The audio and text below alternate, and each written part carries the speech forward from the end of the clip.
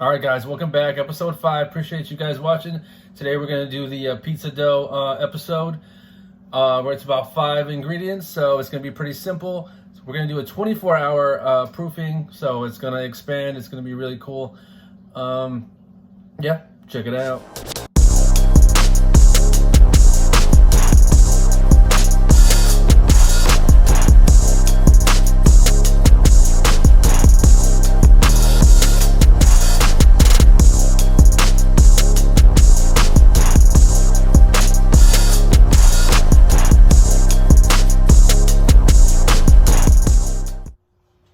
Alright guys, so the first ingredient is going to be this dry active yeast. This stuff's at H-E-B. It's like $1 for a pack of 3.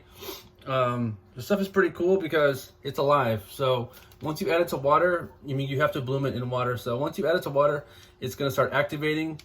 It's going to start becoming alive and expanding. So the first thing we're going to do is get 1 3/4 teaspoon of yeast. So I already have it measured out right here. And 1.5 cups of water. So here's 1.5 cups of water, and the yeast goes in, and you just kind of want to stir it up a little bit, and you're gonna want it to sit there for like 10 minutes because, like I said, it's gonna start bubbling. It's gonna start becoming alive, and it's a pretty cool little process. And that's what gives your pizza dough its airiness and its expansion. So yeah, I'm gonna give that about 10 minutes to activate. The next thing we're gonna do is get 3 cups of flour. This is all-purpose flour. People have said bread flour is a little bit better, but I'm gonna go with that. So I'm gonna put this into, this is just a pot that can fit, that you can stir around with your hands in. The next ingredient is 2 teaspoons of salt. Don't know if you can see that. But salt, 2 teaspoons right into the pot. 2.5 teaspoons of sugar. 2.5 teaspoons of sugar going right in there. And 1 tablespoon of olive oil. Yeah, going right into the pot. And yeah, that's your dry ingredients. I'm gonna be a little bit extra, and I'm gonna put just like a tablespoon of honey in there. And also, yeah, I have these like dried oregano. I'm gonna put some dry oregano in there. All right, guys, so this is the fun part. So this is all the dry mixture.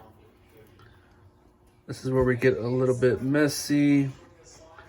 Yeah, you definitely want to get the salts mixed around, and just everything kind of incorporated. I can feel the honey kind of clumping up in there. And yeah, the yeast set around for 10 minutes, so I'm going to add that. And don't be afraid to get messy. This is where we're going to use our our dough hook.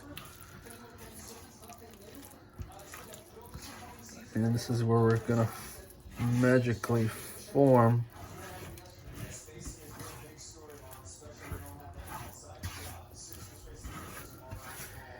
you may have to add some flour, you may have to add a little bit of water sometimes, but as you can see, that is coming together pretty nicely.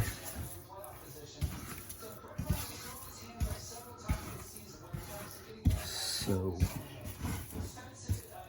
yeah, look at that. All right, so I'm gonna flour this table.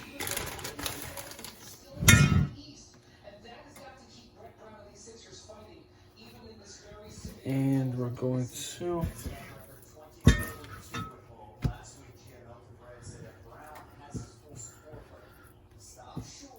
I'm going to knead it a little bit until the exterior becomes smooth.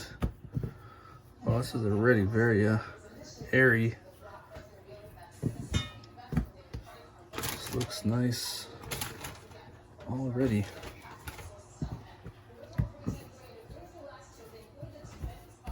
So what I've heard is you pull it apart like this and then you fold it.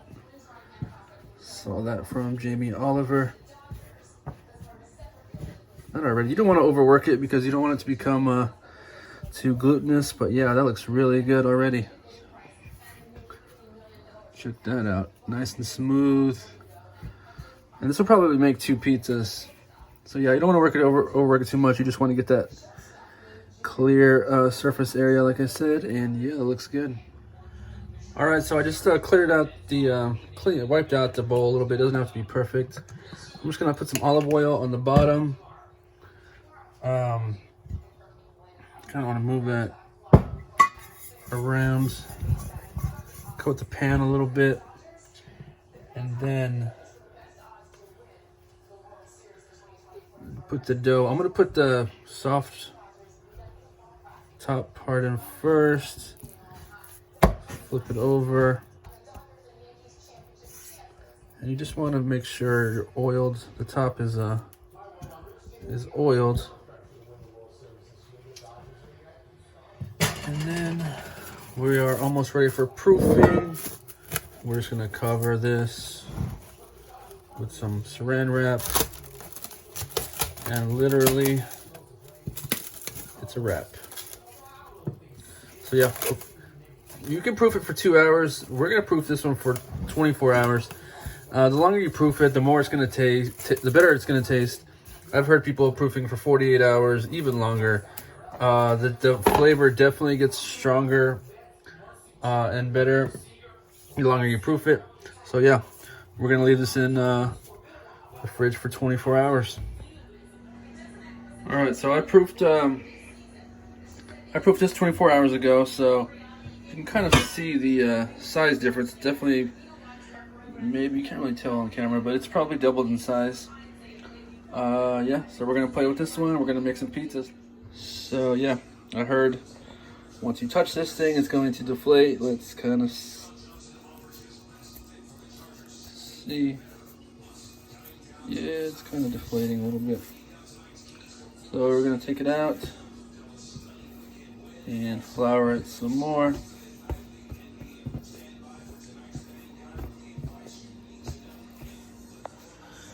All right, guys, so this is it. It looks pretty cool. It looks pretty thick.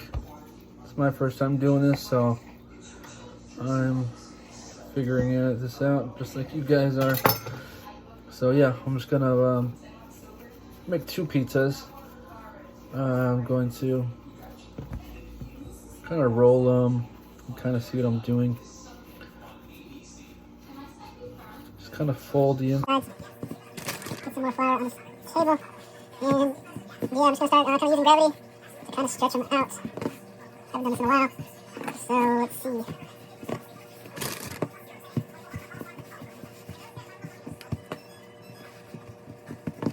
Yeah, just pretty much want to work the ends. I already got a little hole here. I mean, it's gonna tear.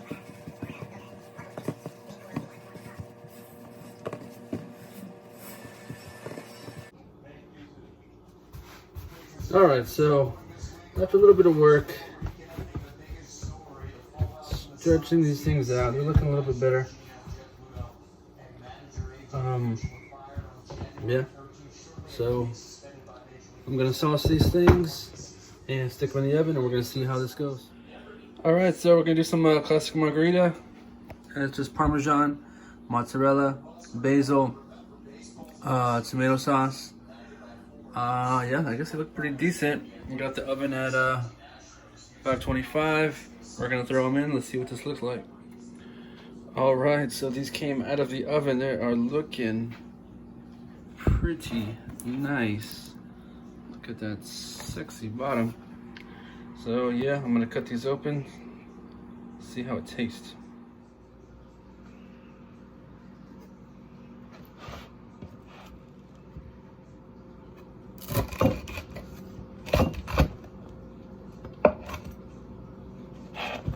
Holy cow.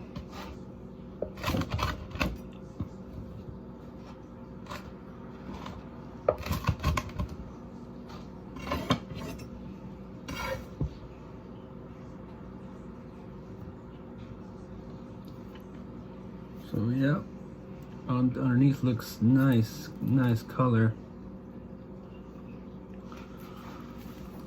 All right, guys, so here it is. You can kind of see the air pockets in there. It looks really good. Cheese looks, the mozzarella cheese melted very well with some basil. So let's give it a try.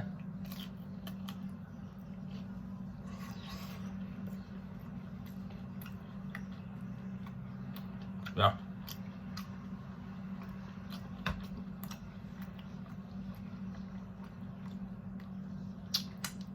Wow, really good. I'm gonna enjoy this. Thanks for watching, guys. Subscribe, like, share if you can. Yeah, I'm gonna eat this. Appreciate you guys. Thanks, guys. Have a good night. Thanks.